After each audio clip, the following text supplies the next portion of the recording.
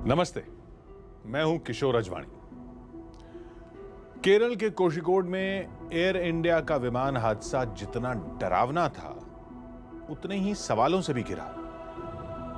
अब तक इतना ही पता चल पाया है कि वंदे भारत मिशन के तहत दुबई से 184 यात्रियों को लेकर यह विमान 7 अगस्त को दोपहर बाद 3:44 पर उड़ा था।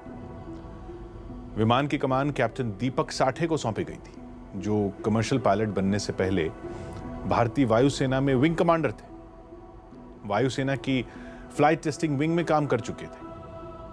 दीपक साठे के पास हर तरह के विमान उड़ाने का 39 साल का अनुभव था।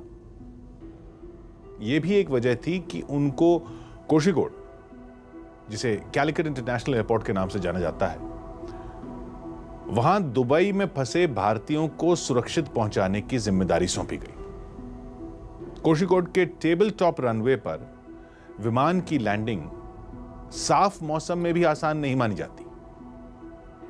पहाड़ की चोटी को बराबर करके वहां 9000 फीट का रनवे तो बना दिया गया, लेकिन उसके आगे पीछे समतल मैदान नहीं है, बल्कि पहाड़ी ढलान है। ऐसे में लैंडिंग के वक्त अगर जहाज थोड़ा सा भी फिसला तो बड़ा हादसा होने की आशंका हमेशा रहती है। बताते हैं कि दुबई से उड़ा विमान जब कोझिकोड पहुंचा, तब शाम के 7:40 हुए थे। कैप्टन दीपक साठे और उनके सहयोगी पायलट कैप्टन अखिलेश कुमार ने कोझिकोड एयरपोर्ट के रनवे नंबर 28 पर लैंडिंग की कोशिश की, लेकिन वहां टेलविंड्स यानी विमान के पिछले हिस्से पर हवा का जो दबाव होता है, वो लैंडिंग के अनुकूल नहीं था। 2 बार की कोशिश के बाद दोनों पायलट्स ने एयर ट्रैफिक कंट्रोल से बात की, जिसके बाद रनवे नंबर 10 पर लैंडिंग कराने को हरी झंडी दी गई। उस वक्त तक कोझिकोड में बारिश बहुत तेज हो गई थी। बारिश तेज थी, रनवे पर विजिबिलिटी बहुत कम थी, फिर भी विमान की लैंडिंग कराई गई। एयर इंडिया एक्सप्रेस का यह बोइंग 737 NG विमान था। NG मतलब नेक्स्ट जनरेशन। इसे 737-800 भी कहा जाता है। बोइंग कंपनी के मुताबिक यह विमान जब लैंड करने वाला होता है, तब इसकी रफ्तार 140 नॉट यानी करीब 260 किलोमीटर प्रति घंटा होती है। लैंडिंग के समय विमान का पिछला पहिया रनवे को छूता है और उसी के साथ पायलट को विमान की रफ्तार कम करनी होती है। यह ध्यान भी रखना होता है कि विमान का अगला पहिया जब रनवे को टच करे तो रफ्तार पूरी तरह काबू में रहे। किसी भी पायलट के लिए सामान्य मौसम में भी सबसे मुश्किल वक्त लैंडिंग का ही होता है। कई बार विमान का अगला पहिया जब टच करता है तो विमान किसी गेंद की तरह उछल जाता है। ऐसे में विमान के बीच से टूटने का जोखिम रहता है। टेबल टॉप रनवे पर तेज बारिश के बीच यह खतरा कई गुना बढ़ जाता है। कोझिकोड में कुछ वैसा ही हुआ। विमान की लैंडिंग तो जैसे तैसे हो गई, लेकिन फिसलन इतनी ज्यादा थी कि दोनों पायलट विमान को आखिर के कुछ सेकंड में चाहकर भी रनवे पर नहीं रख पाए। विमान फिसलकर पहाड़ की ढलान की तरफ चला गया। रनवे के पार करीब 30 फीट नीचे जाकर यह विमान 2 हिस्सों में टूट गया। विमान के अगले हिस्से को ज्यादा नुकसान हुआ और कॉकपिट में मौजूद दोनों पायलटों की जान चली गई। 16 यात्रियों की भी मौत हो गई। 136 घायल हैं। घायलों में भी कुछ की हालत गंभीर बनी हुई है।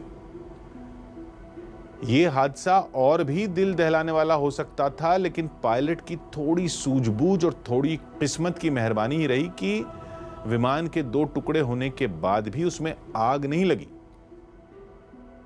DGCA यानी director general of civil aviation ने कोझिकोड विमान हादसे की जांच के आदेश दे दिए हैं।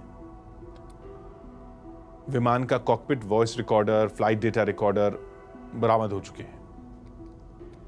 इसे ही ब्लैक बॉक्स कहा जाता है। ब्लैक बॉक्स जिसमें उड़ान के दौरान विमान की रफ्तार, ऊंचाई, दूसरी तकनीकी बातें ये सब दर्ज होती हैं। साथ ही पायलट और एयर ट्रैफिक कंट्रोल के बीच होने वाली बातचीत की पूरी रिकॉर्डिंग भी रहती है। इसकी जांच से पता लगाया जाता है कि उड़ान की शुरुआत से आखिरी वक्त के बीच में ऐसा क्या हुआ जो हादसे की वजह बना। वैसे कोझिकोड में ऐसे हादसे की आशंका पहले से थी।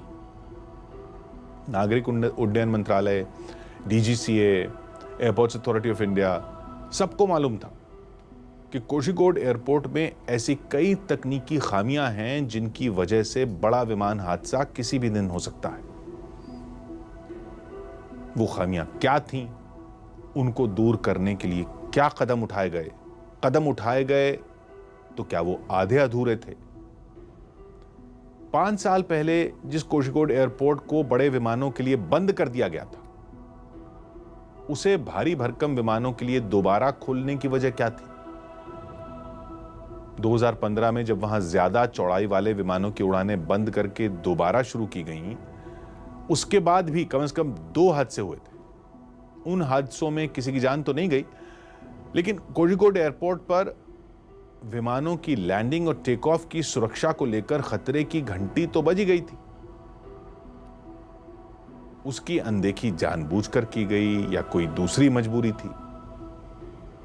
वैसे तो हवाई यात्रा की सुरक्षा की जिम्मेदारी डीजीसीए की है और सारे हवाई अड्डे एयरपोर्ट्स अथॉरिटी ऑफ इंडिया के नियंत्रण में। फिर कोझिकोड एयरपोर्ट पर होते ये जो हादसे हैं या कोझिकोड जैसे विमान हादसों के बाद सभी जिम्मेदार एजेंसियों के हाथ क्यों बन जाते हैं? क्या देश में कोझिकोड जैसे और भी एयरपोर्ट हैं जहां ऐसे हादसों का खतरा हो सकता है? ऐसे सवालों की लिस्ट अब बहुत लंबी हो गई है। इन सवालों के जवाब ढूंढने के लिए कोझिकोड और इस जैसे दूसरे टेबल टॉप एयरपोर्ट्स का इतिहास खंगालना होगा।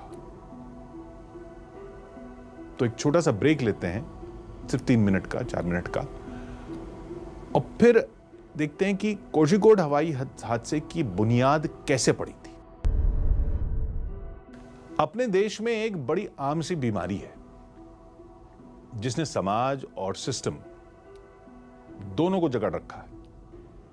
उस बीमारी का नाम है जुगाड़। आम इंसान हो, बड़ी सरकारी एजेंसी हो, उनको अगर समस्या की जड़ पता चल जाए तो भी उसे जड़ से मिटाने के बजाय यही कोशिश शुरू हो जाती कि क्या कोई जुगाड़ ऐसा हो सकता है जिससे काम चलाया जा सके।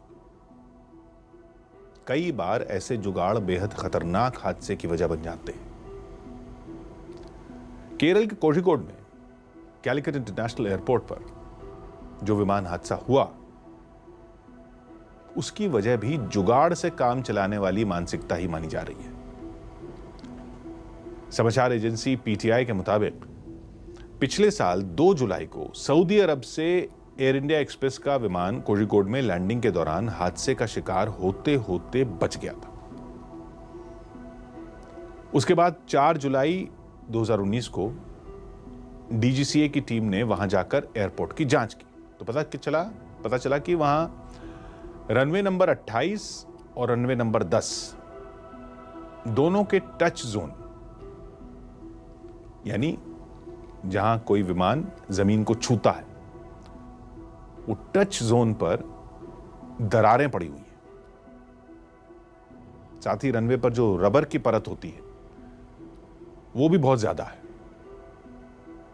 डीजीसीए के मुआयने में यह भी बात सामने आई कि कोझिकोड एयरपोर्ट के रनवे पर जल भराव भी हो रहा है और एप्रन एरिया यानी जहां हवाई जहाज की पार्किंग करके यात्रियों को चढ़ाया उतारा जाता है, वहां की हालत भी ठीक नहीं है। इसके लिए कोझिकोड एयरपोर्ट के डायरेक्टर को कारण बताओ नोटिस जारी किया गया, उनको फटकार भी लगाई गई थी। ये पहली बार नहीं था जब कोझिकोड एयरपोर्ट की बदहाली पर सवाल उठा था। आपको याद होगा 22 मई 2010 को कर्नाटक के मंगलुरु एयरपोर्ट पर एयर इंडिया एक्सप्रेस का ही एक विमान हादसे का शिकार हो गया था। मंगलुरु एयरपोर्ट भी टेबल टॉप यानी पहाड़ की चोटी पर है, कोझिकोड की तरह। बेंगलुरु एयरपोर्ट पर हादसे का शिकार हुआ विमान भी दुबई से आया था और बोइंग 737-800 वो भी था, जिसमें सवार 166 में 158 लोगों की मौत हो गई थी। उस हादसे के बाद देश में टेबल टॉप रनवे वाले हवाई अड्डों की सुरक्षा की समीक्षा की गई। वैसे आपको बता दें कि देश में टेबल टॉप रनवे सिर्फ 3 जगह है, कर्नाटक के मंगलुरु में, केरल के कोझिकोड में और मिजोरम में, जिनमें मंगलुरु, कोझिकोड ये दोनों इंटरनेशनल एयरपोर्ट है। मंगलुरु विमान हादसे के बाद जांच हुई तो हवाई अड्डों की सुरक्षा के एक विशेषज्ञ ने नागरिक उड्डयन मंत्रालय और डीजीसीए को एक चिट्ठी भेजी थी, जिसमें साफ साफ लिखा था कि कोझिकोड एयरपोर्ट के रनवे नंबर 10 पर विमानों को अप्रोच की इजाजत नहीं दी जानी चाहिए, क्योंकि रनवे के आगे जितनी खाली जगह होनी चाहिए कोझिकोड एयरपोर्ट पर उतनी जगह है ही नहीं। रनवे के आगे इस खाली जगह को रेसा यानी runway and safety area, RESA, runway and safety area कहा जाता है। सुरक्षा के लिहाज से रनवे की सीमा खत्म होने के बाद कम से कम 240 मीटर दूर तक खाली जगह होनी चाहिए, लेकिन कोझिकोड एयरपोर्ट पर रेसा सिर्फ 90 मीटर का ही है। 240 होना चाहिए, 90 है। 2011 की इस चेतावनी के बाद कोझिकोड में रेसा का विस्तार 2017 में जाकर पूरा हुआ। 2017 में यह पूरा कर लिया था विस्तार।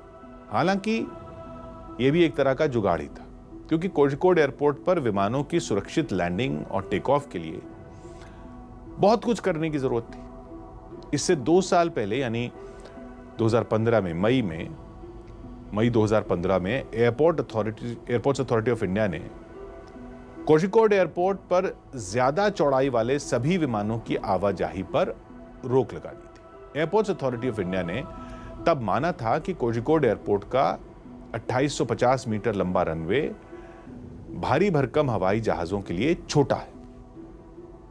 वहां बड़े जहाजों की उड़ान तभी शुरू हो सकती है जब रनवे की लंबाई कम से कम 3150 मीटर हो। कोझिकोड एयरपोर्ट के रनवे की लंबाई बढ़ाने की कवायद शुरू हुई तो पता चला कि इसके लिए 156 हेक्टेयर जमीन चाहिए।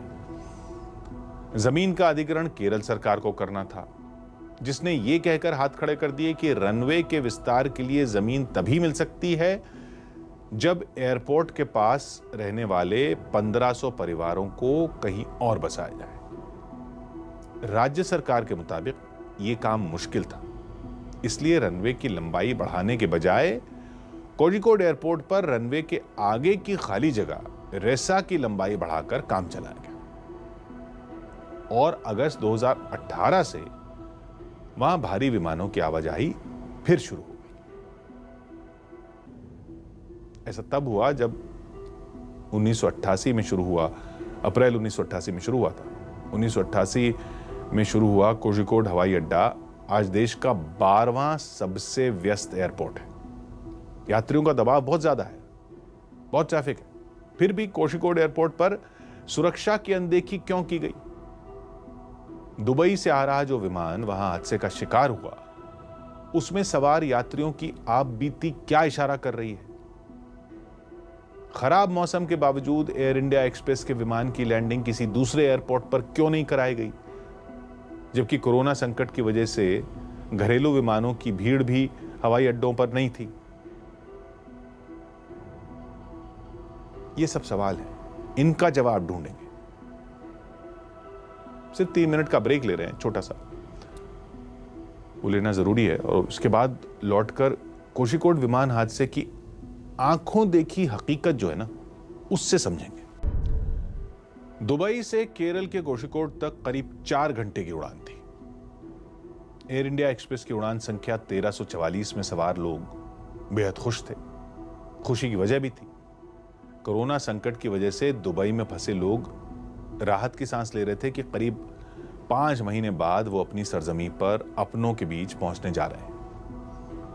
बताया गया कि वंदे भारत मिशन के तहत आ रही इस उड़ान में ज्यादातर वो लोग थे जिनकी दुबई में नौकरी चली गई थी।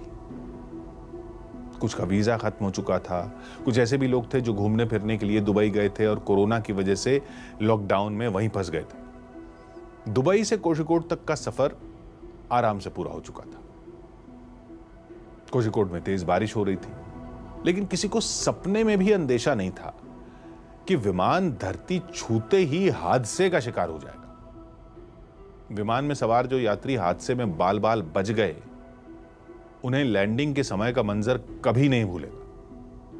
उन चश्मदीदों ने ही बताया कि पायलट ने कोझिकोड एयरपोर्ट पर एक बार लैंडिंग की कोशिश की, लेकिन नाकाम हो गया। थोड़ी देर तक आसमान में चक्कर काटने के बाद दोबारा लैंडिंग शुरू हुई। विमान में सवार यात्री कुछ समझ पाते उससे पहले ही एक जोरदार धमाका हो गया। सब कुछ अंधेरे में डूब गया। चीख पुकार का शोर और कोहराम काफी देर बाद थमा, और उसके बाद जो लोग हादसे के बाद भी होश में थे, उनको पता चला कि विमान रनवे पर नहीं बल्कि खाई में। हादसे के सदमे के बावजूद यह सवाल लोगों के जहन से अब तक बाहर नहीं निकला है कि मौसम खराब था तो विमान को कोझिकोड के बजाय किसी और एयरपोर्ट की ओर क्यों नहीं भेजा गया। इस सवाल का जवाब विमान के पायलट और एयर ट्रैफिक कंट्रोल की बातचीत से ही मिल सकता है। वो रिकॉर्डिंग अब डीजीसीए के पास है और उसकी जांच शुरू कर दी गई है।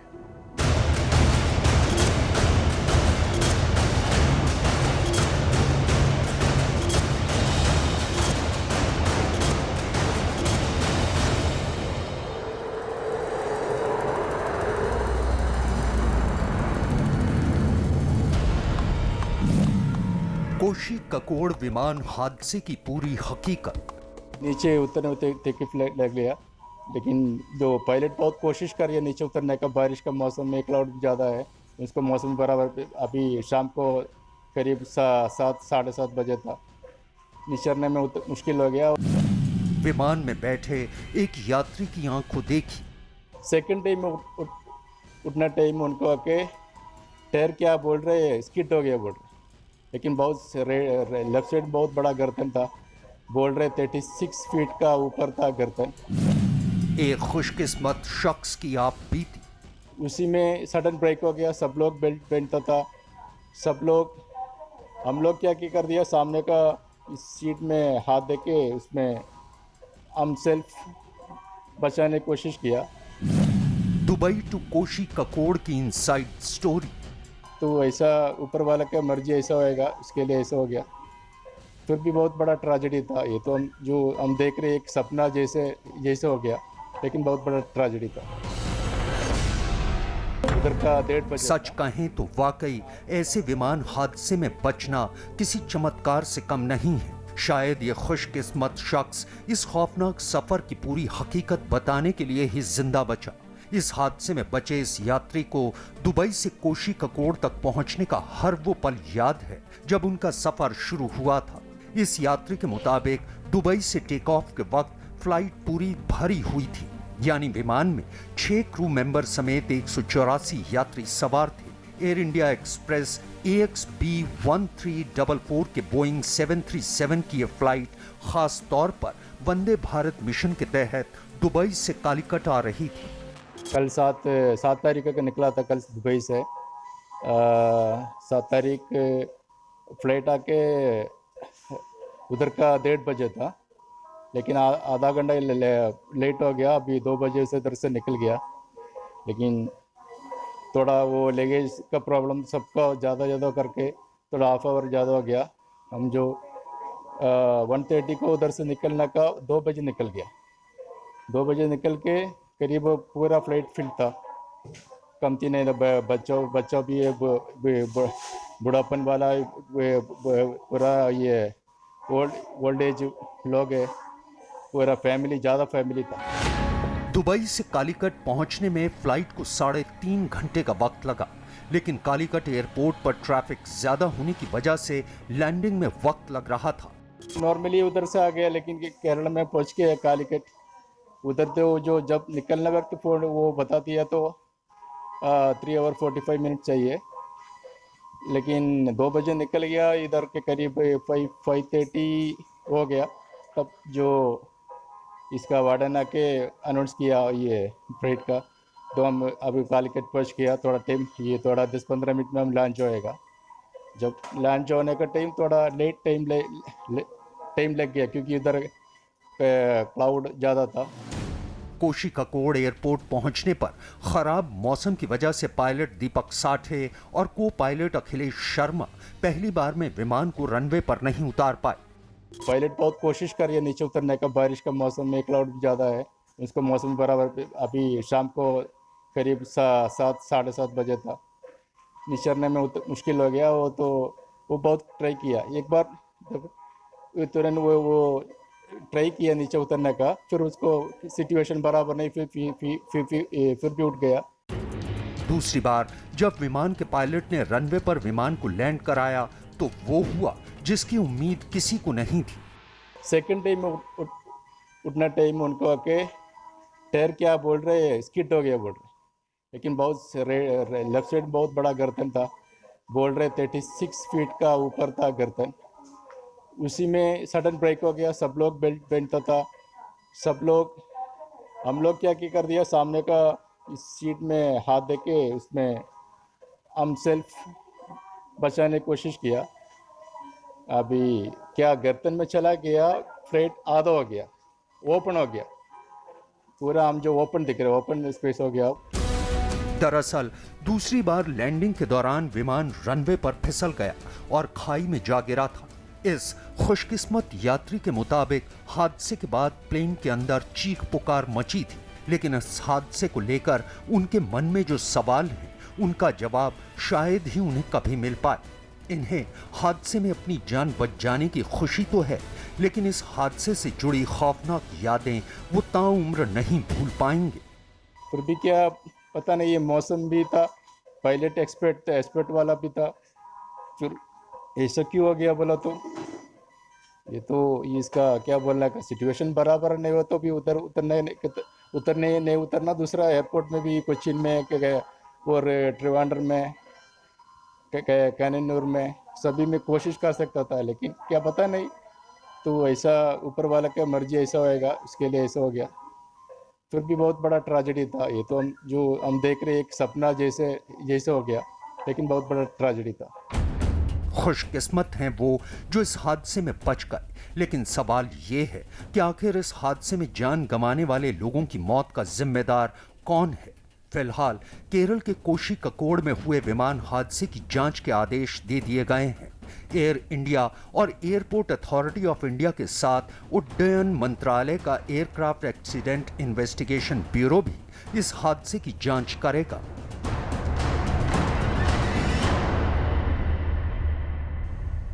सुशांत सिंह राजपूत की मौत की जांच की दिशा तय हो गई है।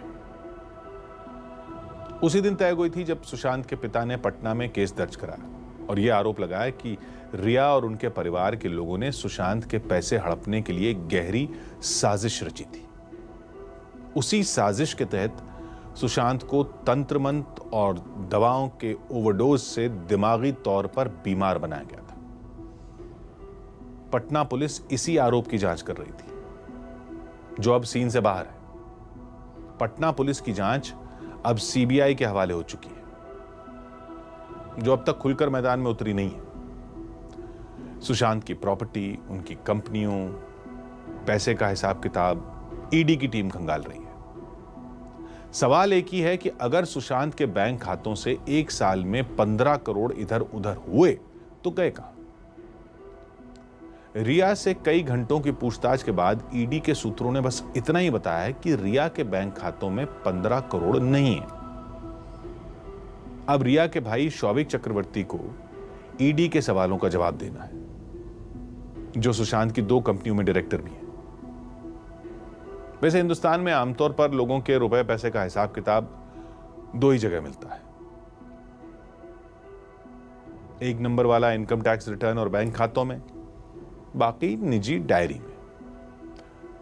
चूंकि सुशांत की मौत में रोज एक नया पेज सामने आ रहा है और बीते 24 घंटों में सबसे बड़ा पेज सुशांत की डायरी ही है। पता चला कि सुशांत डायरी में अपने दिल की बात लिखा करते थे उनकी जो डायरी पुलिस के हाथ लगी है उसके कुछ पन्ने गायब हैं। सुशांत की डायरी का एक पन्ना रिया चक्रवर्ती ने भी खोला है। साथ ही छिछोरे लिखी एक बोतल की तस्वीर भी सामने आई है। रिया का दावा है कि यह बोतल और डायरी का पन्ना सुशांत की सिर्फ यही प्रॉपर्टी उनके पास है और कुछ नहीं। माना जा रहा है कि सुशांत के डायरी के पन्ने के जरिए रिया की तरफ से सुशांत के पिता के सभी आरोपों का जवाब दिया गया है। सुशांत के पिता का आरोप है कि रिया और उनके परिवार ने सुशांत को बंधक बना रखा था, जबकि डायरी का जो पन्ना रिया की तरफ से सार्वजनिक किया गया है उसमें तो सुशांत ने रिया, उनके भाई, उनके पिता, उनकी मां का अपनी जिंदगी में आने के लिए आभार जताया है। सुशांत सिंह राजपूत की मौत का रहस्य अब उनकी पूर्व मैनेजर दिशा सालियान की मौत से पूरी तरह गुत्थम गुत्था हो चुका। दिशा सालियान की मौत 8 और 9 जून की रात को हुई। मुंबई पुलिस ही उस मामले की जांच भी कर रही है और पुलिस का दावा है कि दिशा सालियान की मौत हादसा या आत्महत्या कुछ भी हो सकती है, लेकिन उसमें कोई साजिश अब तक सामने नहीं आई। दिशा का परिवार भी साजिश की आशंका से इनकार कर रहा है। हालांकि ये बात खुद मुंबई पुलिस के कमिश्नर ने भी मानी कि दिशा सालियान की मौत के बाद सुशांत परेशान थे। क्यों परेशान थे, इसका जवाब मुंबई पुलिस के पास नहीं है। सुशांत के पिता ने भी दिशा की मौत से अपने बेटे की मौत का कनेक्शन जोड़ दिया था। उनका आरोप है कि सुशांत को दिशा की मौत के मामले में फंसाए जाने की साजिश का डर था। इस डर की कोई वजह सुशांत के पिता ने भी नहीं बताई। अब दिशा सालियान का एक वीडियो सामने आया है जिससे मामला और उलझ गया है। दावा किया जा रहा है कि यह वीडियो दिशा सालियान ने ही अपने दोस्तों को भेजा था। अपनी मौत से करीब 1 घंटा पहले 8 जून की रात 11 बजे के बाद इस वीडियो में दिशा सालियान अपने मंगेतर के घर पर पार्टी में डांस करती नजर आई। यह बात दिशा सालियान के माता पिता ने भी मानी कि दिशा सालियान अपने मंगेतर के फ्लैट पर 4-5 दोस्तों के साथ थी। कोई बड़ी पार्टी नहीं थी, छोटा सा गेट टुगेदर था। फिर वहां आधी रात को ऐसा क्या हुआ कि पूरी तरह सामान्य और खुश नजर आने वाली दिशा सालियान 14वीं मंजिल के फ्लैट से नीचे गिरी और उनकी मौत हो गई। तब दावा यह किया गया था कि कामकाज को लेकर दिशा थोड़े तनाव में थी और हो सकता है कि उसी तनाव की वजह से उन्होंने आत्महत्या कर ली हो। अब दिशा के इस वीडियो के बाद आत्महत्या की बात किसी के गले नहीं उतर रही।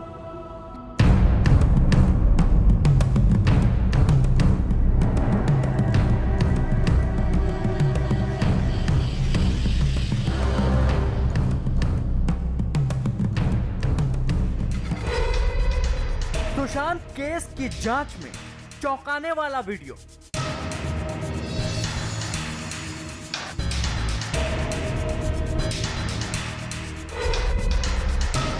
सुशांत की पूर्व मैनेजर और पार्टी का वीडियो।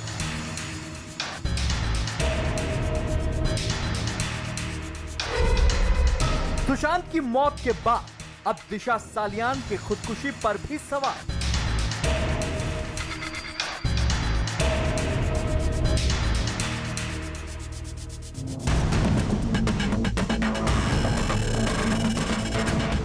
सुशांत सिंह राजपूत की मौत का असली जिम्मेदार कौन है? किसकी वजह से फिल्मी दुनिया का एक उभरता हुआ सितारा दुनिया से चला गया?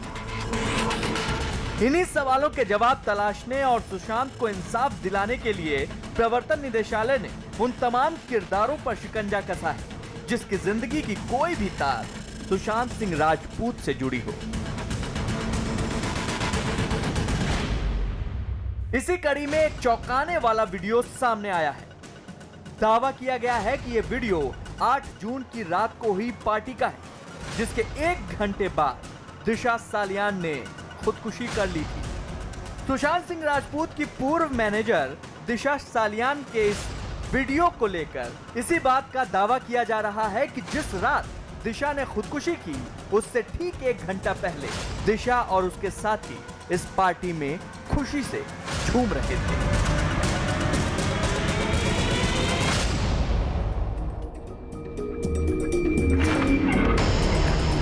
वीडियो में साफ देखा जा सकता है कि पार्टी की तस्वीरों को खुद दिशा सालियान ही अपने कैमरे में रिकॉर्ड कर रही हैं। इतना ही नहीं, फिल्म मिशन कश्मीर के गाने पर दिशा और उसके साथी डांस भी कर रहे हैं।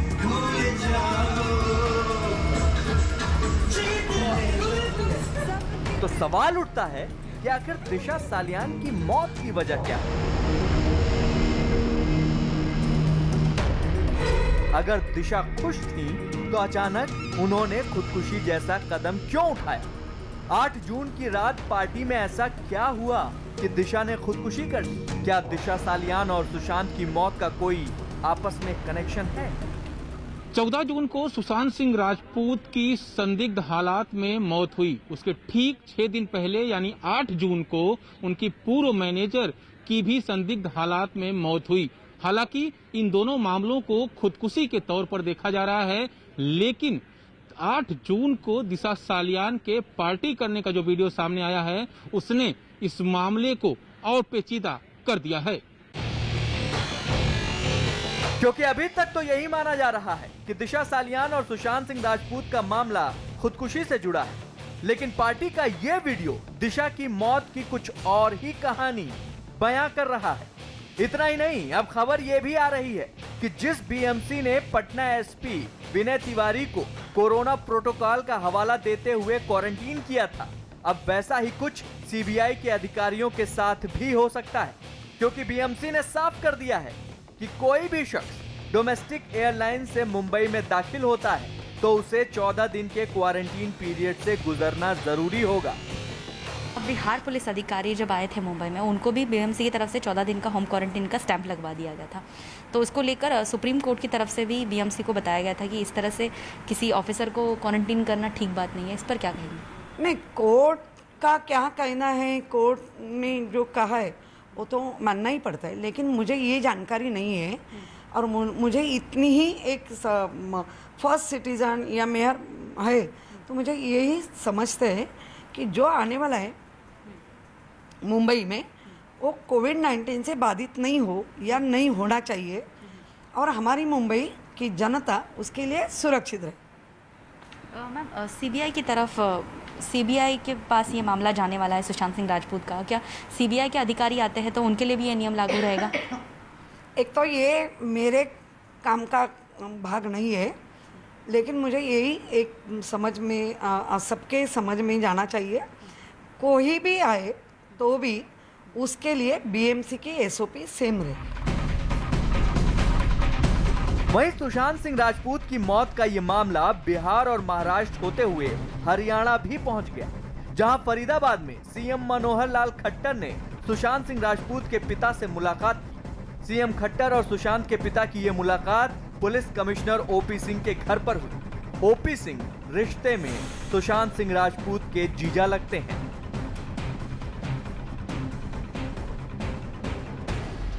दरअसल सुशांत सिंह राजपूत की खुदकुशी के केस में कौन सच्चा है कौन झूठा है ये तो बाद की बात है, लेकिन जांच के दौरान जो कुछ भी निकलकर सामने आ रहा है वो इस केस की फाइल को और मोटा कर रहा है। ऐसा ही कुछ रिया के कॉल डिटेल खंगालने से पता चला। पिछले 1 साल के दौरान रिया ने सुशांत को महज 142 बार कॉल किया, जबकि इस दौरान रिया ने सुशांत के स्टाफ को 502 बार कॉल किया। रिया ने अपने भाई शौविक चक्रवर्ती से 800 बार फोन पर बात की, जबकि अपनी मां संध्या चक्रवर्ती से 890 बार फोन पर बात की। यही नहीं, रिया ने सुशांत के सेक्रेटरी से 148 बार बात की थी।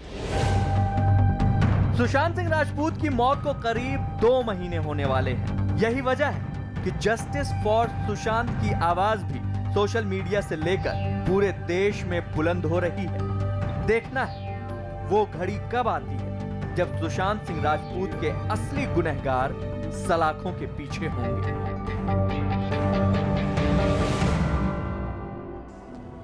आधा मॉनसून बीतने के साथ ही देश के आधे से ज्यादा हिस्से में बाढ़ का तांडव हो चुका है। उत्तराखंड से केरल तक, गुजरात से बिहार तक लोगों के घर बार, खेत, सपने सब कुछ पानी में समा गए। कहीं आसमान से बरसती आफत ने तबाही मचाई है तो कहीं तटबंध तोड़ती उफनती नदियों ने कोहराम मचा रखा है। यह सालाना संकट है जिसे कुदरत का कहर मानकर लोग झेल रहे हैं। हालांकि यह आधा सच है। पूरा सच यह है कि बर्बादी की बाढ़ के लिए जितनी जिम्मेदार कुदरत है, उससे कहीं ज्यादा जिम्मेदार वो सरकारी महकमे हैं जिन पर बाढ़ से बचाव की जिम्मेदारी है। देश के हर राज्य में पानी के साथ ही भ्रष्टाचार की भी भ्रष्टाचार की जो बाढ़ है वो हर साल आती है। ये सच्चाई। सीएजी की 2017 की एक रिपोर्ट है जिसे पढ़ लेंगे तो बाढ़ की वजह समझ में आ जाएगी। इस रिपोर्ट में बाढ़ नियंत्रण और बाढ़ प्रबंधन की नीतियों पर जिस तरह से अमल किया जाता है, उस पर बड़े गंभीर सवाल उठाए गए। सीएजी ने ही बताया था कि बाढ़ से बचाने के लिए केंद्र सरकार राज्यों को जो पैसा देती है उसका समय से इस्तेमाल नहीं होता और केंद्र सरकार के अधिकारी भी नियम शर्तों की अनदेखी होता देखते रहते हैं। मिसाल के तौर पर यह शर्त है कि केंद्र सरकार बाढ़ नियंत्रण के जिस प्रोजेक्ट के लिए पैसा देगी उसका इस्तेमाल 15 दिन के अंदर शुरू हो जाना चाहिए। यह शर्त है। लेकिन 2007-8 से 2015-16 के बीच राज्य सरकारों ने 600 करोड़ रुपए से ज्यादा की रकम तय समय में खर्च नहीं की। अब कायदे से केंद्र सरकार को वो सारी रकम और उस पर 18 करोड़ 30 लाख रुपए का ब्याज भी वसूलना चाहिए था, लेकिन केंद्र सरकार ने भी ऐसा ही नहीं किया। इसी रिपोर्ट में बताया गया था कि 5 राज्यों में बाढ़ नियंत्रण के लिए 171 करोड़ की 6 परियोजनाओं को मंजूरी दी गई थी। 3 राज्यों ने बाढ़ नियंत्रण का पैसा दूसरे कामों में खर्च कर दिया।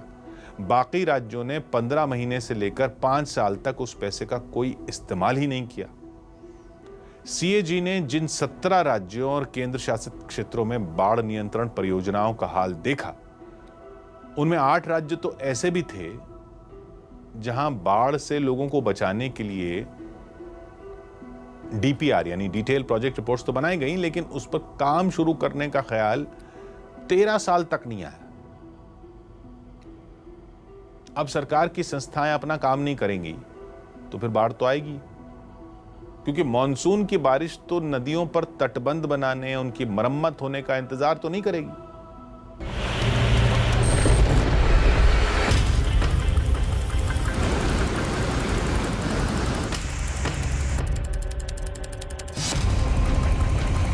आधा भारत बाढ़ का कहर झेल रहा है।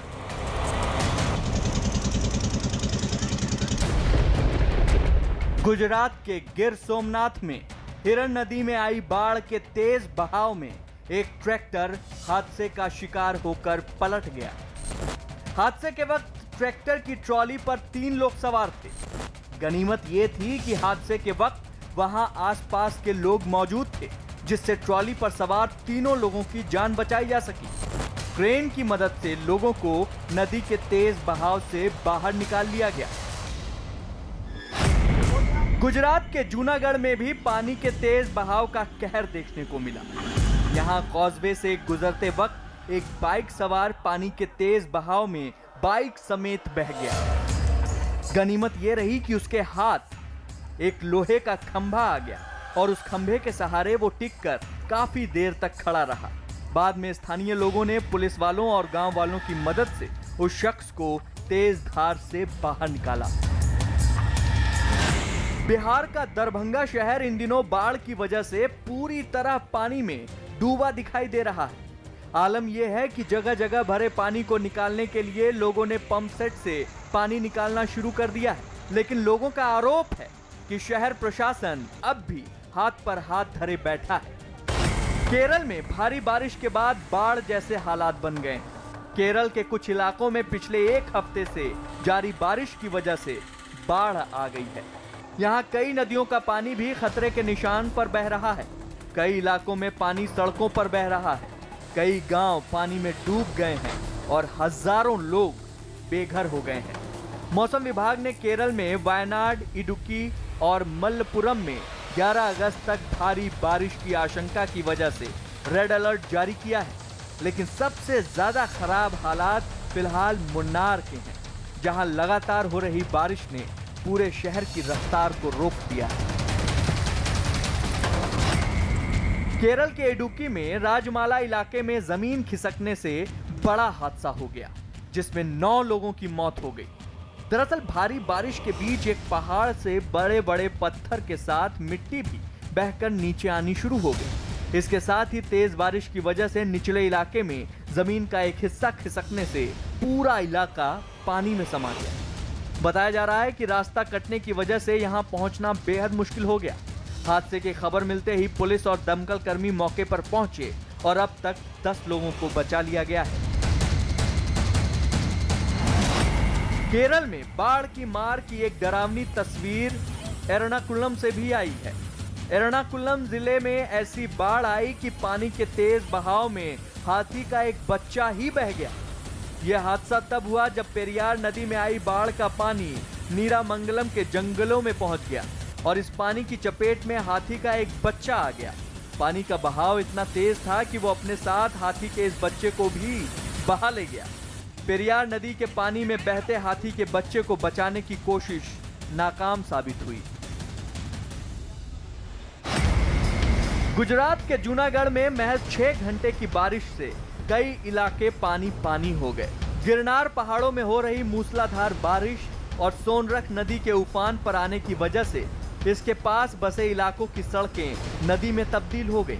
हालात ऐसे थे कि सड़कों पर तेज बहाव में बह रहा पानी अपने साथ सब कुछ बहा कर ले जाने पर आमादा दिखा। करीब 5 इंच तक बारिश होने की वजह से जूनागढ़ के निचले इलाकों में हर तरफ पानी ही पानी नजर आने लगा और सड़क के किनारे बना रामनाथ महादेव मंदिर भी इसकी चपेट में आने से नहीं बच पाया। मंदिर भी चारों ओर से पानी से घिरा दिखाई दिया।